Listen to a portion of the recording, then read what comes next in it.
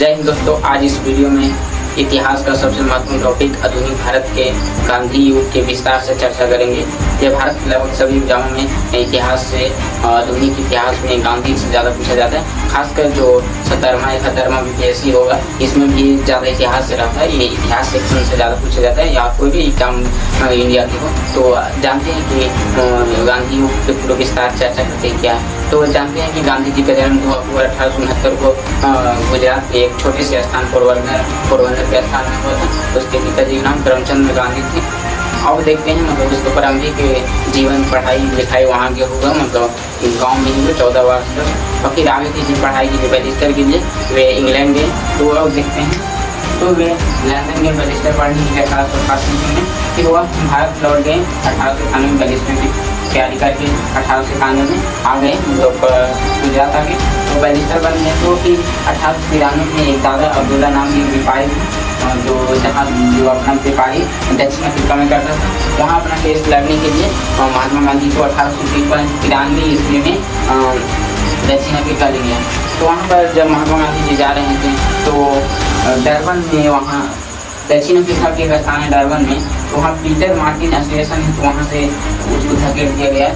इसलिए क्योंकि जो मतलब महात्मा गांधी जी थे एसी वाला सीट जो फर्स्ट क्लास का सीट होता है उसमें बैठ गया था, उसका सीट लिया था। लेकिन वहाँ का जो मतलब गोरे, क्योंकि वहाँ का दक्षिण अफ्रीका में गोरे का शासन था, इसलिए वे हम लोग इंडिया को काले समझते थे, नहीं मतलब कुत्ते शौक समझते थे, इसलिए उसे फेंक दिया। तो महात्मा गांधी इस घटना से बहुत ही अति हुए, चिंतित हुए, बहुत मतलब गहराई से प्रभावित किए।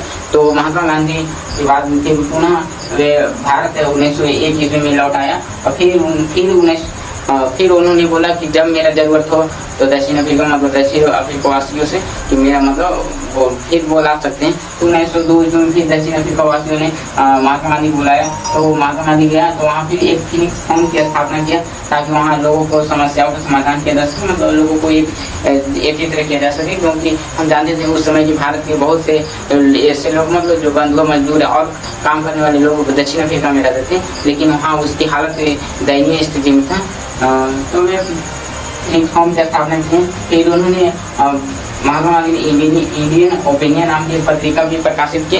उसमें वहाँ की भारतीय लोग जो वहाँ पर निवासी थे उसकी समस्याओं का लिखते थे, और जो वहाँ पर जो उसके कानून जो दुर्व्यवहार करते थे भारतीयों के लिए, उसके बारे में पूरा विस्तार से चर्चा करते थे। और उन्होंने 1907 ईस्वी में ब्लैक एक्ट के विरोध सत्याग्रह किया। ब्लैक एक्ट था कि मतलब जो कार्य लोग इंडियन लोग पर मतलब बेअथी करने के लिए था। तो इस एक्ट के विरोध महात्मा गांधी ने सत्याग्रह पहला किया दक्षिण अफ्रीका में। तो उन्होंने 1910 ईस्वी में टोलस्टॉय फॉर्म की स्थापना की। अब की बार में 1910 ईस्वी में टोलस्टॉय फॉर्म की स्थापना की। और 1913 ईस्वी में उन्होंने मतलब वहाँ का सबसे महत्वपूर्ण सत्याग्रह दक्षिण अफ्रीका का द ग्रेट मार्च का नेतृत्व किया। उसमें 20 से 30 हजार भारतीय लोग वहाँ जो कारखानों में खदानों में काम करते थे भाग लिया। और उन्होंने मतलब बहुत ही ऐसे मतलब जो जैसे कि इंडियन का जो वहाँ रहते थे पंजीकरण करवाना अति आवश्यक था, उसको पैसा लगता था। और मतलब उसको मतलब लिमिट रिसोर्सेज था, लिमिट रूम रहने के लिए था, और ज़्यादा घूमने का ज़्यादा नहीं था। इसी का फिर महात्मा गांधी वहाँ पर सत्याग्रह किए और सत्याग्रह सफल हुए। तो महात्मा गांधी अपने जीवन काल में सत्याग्रह का अनुभव दक्षिण अफ्रीका में लिए। तो अब देखते हैं जैसे कि आंदोलन की तरह। तो महात्मा गांधी हमेशा मतलब कोई बहुत विचारक को पढ़ते रहते थे। तो उसी में एक विचारक टोलस्टॉय थे। तो टोलस्टॉय थे जो उससे आंदोलन की प्रेरणा ली। और जो भूख हड़ताल जो महात्मा गांधी का सबसे महत्वपूर्ण हथियार था भूख हड़ताल, तो एक जर्मन जो था इतिहास में जर्मन रास्किन नाम था, उससे मतलब भूख हड़ताल की प्रेरणा ली अफ्रीका में। अब देखते हैं भारत में इंडिया होने प्रकार स्वतंत्रता संग्राम में बड़ा व्यापक परिवर्तन आया। तो गांधी जी 9 जनवरी 1915 को दक्षिण अफ्रीका से रवाना होकर भारत पहुंचे। इस दिन को प्रवासी दिवस के रूप में मनाया जाता है, क्योंकि 9 जनवरी को महात्मा गांधी के द्वारा दक्षिण अफ्रीका से भारत में आए, इसलिए हर साल प्रवासी दिवस के रूप में मनाया जाता है। तो उनके जो राजनीतिक गुरु थे गोपाल कृष्ण गोखले, उन्होंने जब 1915 में आया, 1916 में गांधी जी ने लखनऊ अधिवेशन, उसमें कांग्रेस का एक लखनऊ अधिवेशन हो रहा था जिसका अध्यक्षता अंबिका चंद्र मजुमदार जी कर रहे थे। उसमें 1916 में महात्मा गांधी ने भी भाग लिए। तो राजनीतिक रोकने में उन्होंने बोला महात्मा गांधी जी से 1 साल मतलब भारत का भ्रमण कीजिए, भारत का भ्रमण करके आपको भारत की समस्याओं को पहचानिए। तो महात्मा गांधी ने 1 साल के लिए कोई चीज आंदोलन में भाग ली थी तो 1916 में। और उसी समय महात्मा गांधी से राजकुमार शुक्ल जो चंपारण के रहने वाले थे तो उन्होंने गांधी जी से मिला और चंपारण में 3 काठिया जो नील की खेती की जाती थी, 3 काठिया पत्ती, उनके बारे में मतलब वहाँ की दुर्दशा बताए। तो महात्मा गांधी जी कहा कि मतलब अभी 1 साल तक हम भारत भ्रमण करेंगे, उसके बाद हम वहाँ पर आएंगे।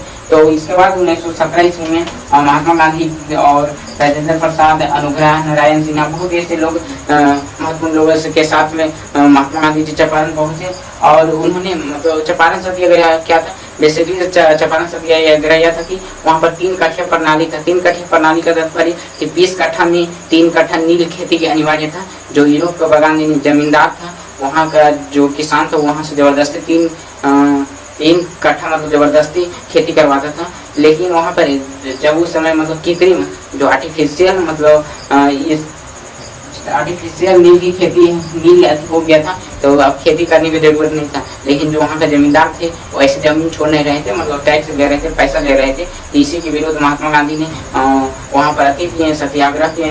भारत का मतलब महात्मा गांधी का भारत में सर्वप्रथम सत्याग्रह किए। तो यह सत्याग्रह सफल हुआ, अंग्रेजों सरकार को झुकना पड़ा और नील मतलब कमेटी का गठन हुआ। और उन्होंने भी सही पाया कि मतलब जो है ये गलत कर रहा है, तो जमींदार साहब तो जमींदारी से मतलब फिर खत्म हो गया। तो यह महात्मा गांधी का भारत में सफल पहला आंदोलन था। यह तो पूछ सकता है कि भारत में सर्वप्रथम सत्याग्रह तो चंपारण सत्याग्रह था।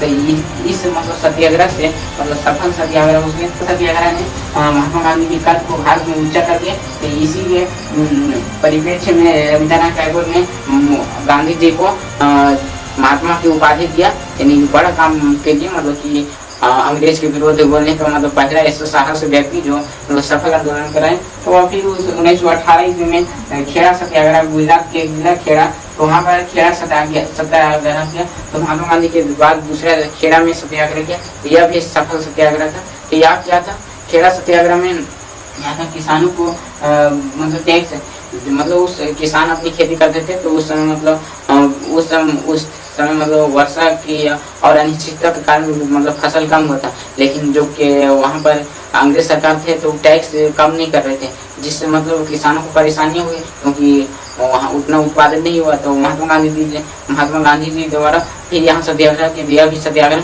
सफल हुए।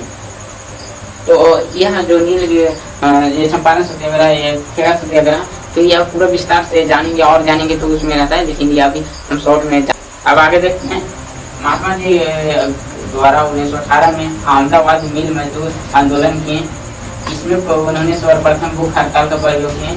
तो पहले देख रहे थे सत्याग्रह मतलब शांति से विनम्र में होकर कहा था, यदि नहीं माने तो फिर भूख हड़ताल फिर किया। तो पहले बार भूख हड़ताल का प्रयोग इधर अहमदाबाद मिल मजदूर में किया। तो अहमदाबाद मिल मजदूर आंदोलन किया था। अहमदाबाद मिल मजदूर उस समय मतलब प्लेग बीमारी था। तो जो वहाँ का मिल थी मालिक था, तो मजदूर से अपने मतलब बोले यदि आप प्लेग की बीमारी में भी आप काम करते रहें तो आपका बोनस मिलेगा और महीना भी ज़्यादा मिलेगा। लेकिन प्लेग खत्म होने जाने के बाद ना बोनस न मिला, ना उसके मतलब अतिरिक्त पैसा नहीं मिला, जिससे मतलब वहाँ पर जितने भी जो मजदूर थे वो आंदोलन कर दिए। तो महात्मा गांधी जी द्वारा सपोर्ट मिल गया, तो यह आंदोलन भी सफल हो गया। इसमें भूख हड़ताल किया गया, तो इसमें भी कमेटी बैठा, तो कमेटी भी ने मतलब महात्मा गांधी के पक्ष में दिया और उनका अथी भी मिल गया। अब आगे देखते हैं भारत ये स्वतंत्र आंदोलन में सबसे मोड़ देखते हैं 1920 के आसपास में, जब रॉलेट एक्ट एक जो काला कानून लाया गया, उसी से हमारे भारतीय स्वतंत्र संग्राम में एक महत्वपूर्ण दिशा साबित हुआ, यानी महत्वपूर्ण दिशा मोड़ गया। तो देखते हैं क्या था। तो 19 मार्च 1919 को रॉलेट एक्ट पास किया गया। तो रॉलेट एक्ट क्या था, तो यह उस समय जितना क्रांति भारतीय क्रांति को दबाने के लिए लाया गया था। तो उस समय हम जानते कि बहुत क्रांतिकारी था जो मतलब अपनी चरम सीमा पर आ गया था। तो अंग्रेज सरकार ने सोचा, और उस समय विश्व युद्ध खत्म हो गया था, तो इंग्लैंड के पास मतलब पैसा मतलब बहुत अधिक हो गया था, आर्थिक हानि हो गया था, इसलिए यहाँ मतलब क्रांतिकारी को दबाने के लिए रॉलेट एक्ट पास किया गया।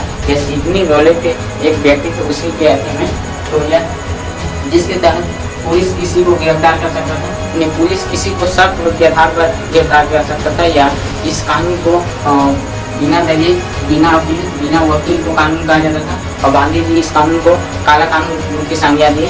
तो यह कानून मतलब बिना किसी को शक के आधार पर कर सकता था, जिससे पूरी भारत में व्यापक इसके विरोध सत्याग्रह हुए, आंदोलन हुए। तो यह सबसे महत्वपूर्ण स्वतंत्रता आंदोलन है। तो 6 अप्रैल 1919 को महात्मा गांधी जी द्वारा देश में देशव्यापी हड़ताल किया गया, यानी पूरे भारत में हड़ताल मतलब बोले 6 अप्रैल को। तो 8 अप्रैल को 1919 को गांधी जी को गिरफ्तार कर लिया गया अंग्रेज के द्वारा। तो यहाँ पर मतलब कोई अति ज़्यादा नहीं हुआ, लेकिन इसके कुछ अगले दिन ही एक बड़ा भयंकर रूप ले लिया। तो देखते हैं, तो इसका जो मुख्य केंद्र था रॉलेट एक्ट का विरोध ही पंजाब में था। तो पंजाब किस तरह था और जलियांवाला बाग हत्याकांड किस तरह इससे जुड़े, तो देखते हैं आगे। तो जैसे देखते हैं कि पंजाब में 2 नेता सैफुद्दीन की चालू और सत्यपाल थे, जो पंजाब के थे। वहाँ पे मतलब ये रॉलेट एक्ट के विरोध कर रहे थे, इनको गिरफ्तार कर लिया गया बिना शक के आधार पर अंग्रेजों के द्वारा। तो गिरफ्तार कर लिया गया अंग्रेजों द्वारा। तो वहाँ पे जो पंजाब में एक स्थान अमृतसर अलीबाग हत्याकांड द्वारा मतलब शांतिपूर्वक मांग कर रहे थे कि मतलब जो हमारे 2 नेता उनको छोड़िए, और जो रॉलेट एक्ट है उसके विरुद्ध मतलब वहाँ संकेत दे रहे थे। तो 13 अप्रैल 1919 को रॉलेट एक्ट के विरोध में जलियांवाला बाग हत्याकांड में वहाँ पर मतलब सभी लोग हजारों प्रदर्शन करने शामिल हुए। जो पंजाब का मतलब शांतिपूर्वक मांग कर रहे थे कि जो हमारे 2 नेता उनको छोड़िए, और जो रॉलेट एक्ट है उसके विरुद्ध मतलब वहाँ संकेत दे रहे थे। तो 13 अप्रैल 1919 को रॉलेट एक्ट के विरोध में जलियांवाला बाग हत्याकांड में वहाँ पर मतलब सभी लोग हजारों प्रदर्शन करने शामिल हुए। तो जो पंजाब का लेफ्टिनेंट गवर्नर था वो डायर, गोरखा रेजिमेंट 8 डायर, जो पंजाब का लेफ्टिनेंट गवर्नर था वो डायर जिसका नाम था, और वहाँ का जो गोरखा रेजिमेंट 8 डायर था उनको मतलब गोली चलाने का खुला आदेश दे दिया कि मतलब जलियांवाला बाग में हत्याकांड में जाके जलियांवाला बाग है वहाँ पर आप पूरा मतलब कुछ कर सकते हैं, गोली चला सकते हैं, पूरा मतलब धूम मचा सकते हैं। तो 8 डायर था इतना अंग्रेजों का मतलब यहाँ पर उल्टा यहाँ पर दिखाया गया, उल्टा यहाँ पर पाया गया है कि उन्होंने और जितने भी प्रदर्शनकारी थे उनको गोली चलाने का पूरा आदेश दे दिया, जिससे हजारों मतलब बच्चे बूढ़े बहुत ही जमाने बहुत ऐसे शहीद हो गए। वहाँ पर जो एक कुआं तो जो पूरी खून से लाश मतलब खून से पूरा लथपथ भर दिया था, क्योंकि वहाँ पर जाने का कोई रास्ता नहीं था, एक ही रास्ता था। तो वहाँ पर यहाँ जलियांवाला बाग हत्याकांड ने पूरे देश में एक आतंक मचा दिया कि पूरे अंग्रेजों का अपना रूप विकार दिखा दिया कि किस प्रकार अंग्रेजों का रवैया है। इसके बाद गांधी जी ने जो पैसा ही अंग्रेजों के द्वारा वो पारित दिया गया था उनको वापस लौटा दिया। जो रविंद्रनाथ टैगोर उस समय का सबसे जाने माने आदमी, तो उन्होंने सर का उपाधि भी अंग्रेजों को लौटा दिया। और ये कुछ शंकर नायक जो वायसराय कार्यकारिणी परिषद में थे वहाँ पर अध्यक्ष, तो उन्होंने भी अपने त्याग पत्र दे दिया। तो यहाँ जो जलियांवाला बाग हत्याकांड था ये मतलब क्रांतिकारी को आग सुलझाने में काम किया, दबाने में काम किया, और बहुत विचारकों द्वारा और आगे सुलझ गए। जो आगे देख सकते हैं भगत सिंह चंद्रशेखर आजाद के द्वारा आगे इस आंदोलन को आग ले दिया है। तो जलियांवाला बाग हत्याकांड की मतलब जांच करने के लिए मदन मोहन मालवीय के मतलब नेतृत्व में मालवीय समिति का गठन हुआ। इन्होंने पाया कि जो ये गलती था मतलब वो डायर का गलती था, जो अपने मतलब गोली के द्वारा वह हजारों निर्दोष लोगों की हत्या कर दी। तो और अंग्रेजों के द्वारा हंटर कमीशन गठन किया गया, ये अंग्रेजों के द्वारा किया गया था। इसमें जो वो डायर को मतलब सही माना कि उन्होंने जो गोली चलाया वो मतलब सही किया, और अंग्रेजों ने उसको सामान दिया और मतलब 20 लाख पाउंड का सामान दिया, उसका मतलब आर्मी का थी परेड उसको दिया और इंग्लैंड भेजा गया, इंग्लैंड उसको भेजे। लेकिन 1940 में उधम सिंह द्वारा वो डायर की लंदन में जाके उनको हत्या कर दिया, बदला ले लिया अपनी मतलब जितना हजारों लोगों की मतलब जितना बूढ़े बच्चे तो वो निर्दयी से पीड़े मारा गया, तो उसको भी जाके वहाँ लंदन में मतलब उसको भी उड़ा दिया। तो अब देखते हैं महात्मा गांधी युग में मतलब महत्वपूर्ण हो जाता है होम रूल आंदोलन, इसको भी देख लेते हैं। तो होम रूल आंदोलन क्या 1916 में स्टार्ट हुआ था, ये आयरलैंड से प्रेरित था।